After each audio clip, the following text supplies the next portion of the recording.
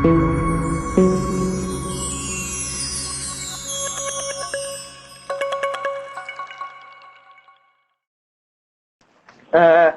Selanjutnya ini boleh disapa dulu Kak Seto. Banyak yang melihat, alhamdulillah, dan baik yang menonton dari sesi pendidikan ini.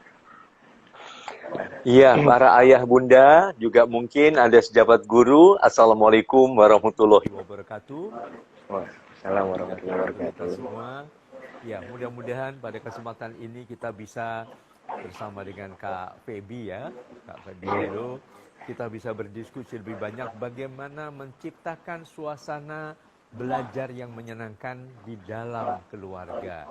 Karena saat ini memang anak-anak belum bisa ke sekolah, belum bisa bertatap muka dengan bapak guru atau ibu guru atau bertemu teman-temannya. Nah, mohon ayah bunda bisa berkenan juga sebagai sahabat atau teman putra-putri tercinta. Tebarkanlah senyum, penuh kasih sayang. Jadi juga menjelaskan, saling berdiskusi saja. Jadi jangan sampai membuat anak penuh tekanan atas nama pendidikan ini.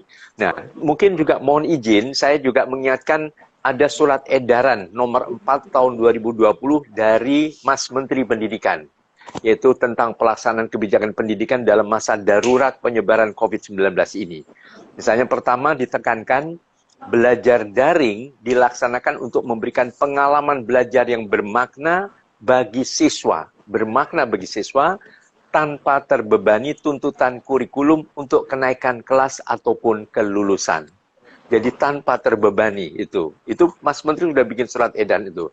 Butir 2 yang mau kita camkan juga, belajar dari rumah difokuskan pada pendidikan kecakapan hidup mengenai pandemi COVID-19. Jadi bagaimana kecakapan hidup yang menjaga supaya suasana di rumah tetap gembira, tetap bahagia. Termasuk juga para ayah bunda menemukan potensi setiap putra-putri yang unik, yang saling berbeda ini. Jangan hanya dituntut, ayo, misalnya kalau kelas 3 SMP, dalil Pitagoras apa? C kuadrat sama dengan A kuadrat plus berapa? Plus apa lagi? Dan sebagainya. Nah, bukan hanya secara akademik, tapi unsur afektifnya. Jadi unsur perasaan anak dibuat nyaman, tenang, aman, gembira, dan bahagia. Itu yang paling utama saya kira.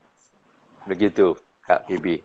Mudah-mudahan ayah bunda bisa terus mempraktikkan ini semua untuk putra-putri tercinta di dalam keluarga.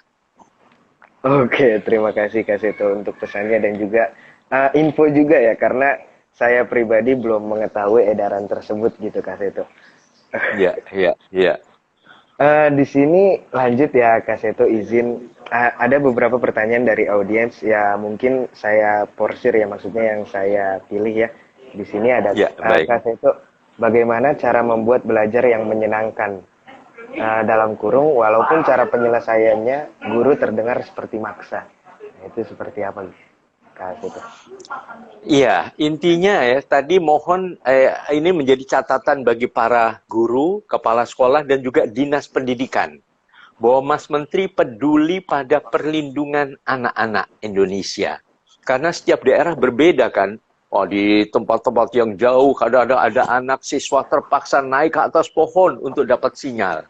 Terpaksa keluar rumah jalan-jalan sedikit dekat kantoran supaya dapat sinyal dari kantoran tersebut misalnya. Nah, itu kan memang tidak nyaman ya. Jadi mohon tadi kembali yang tadi awalnya, jadi tidak menekankan pada penuntasan kurikulum untuk kenaikan kelas atau kelulusan.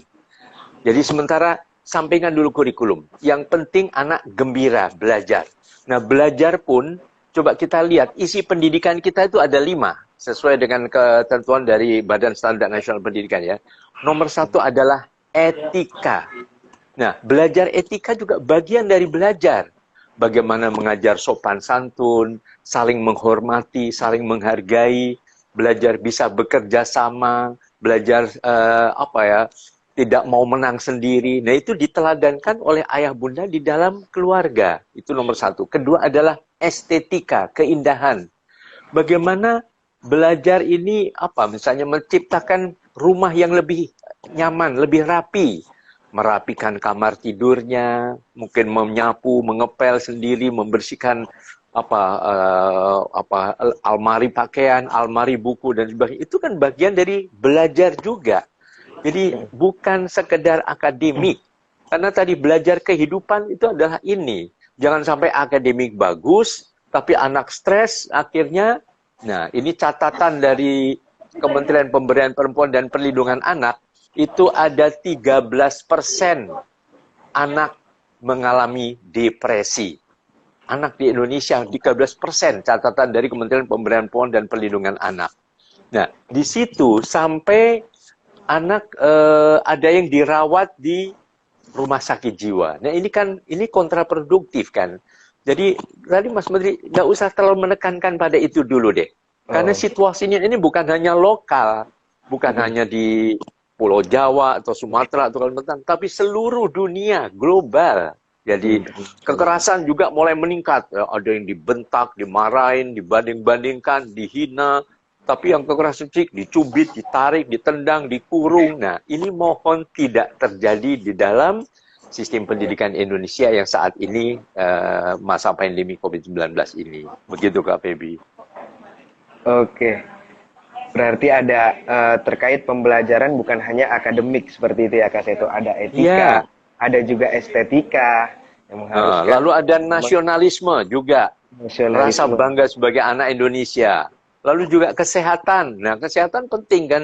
Jadi anak bukan hanya belajar saja, tapi juga istirahat juga waktu-waktunya. Jangan sampai tengah malam main gadget terus. Kan sekarang anak gara-gara belajar daring, nah akhirnya terus nempel dengan gadget, akhirnya kecanduan gadget. Ini juga menjadi tidak baik kalau begitu. Iya. Iya kan?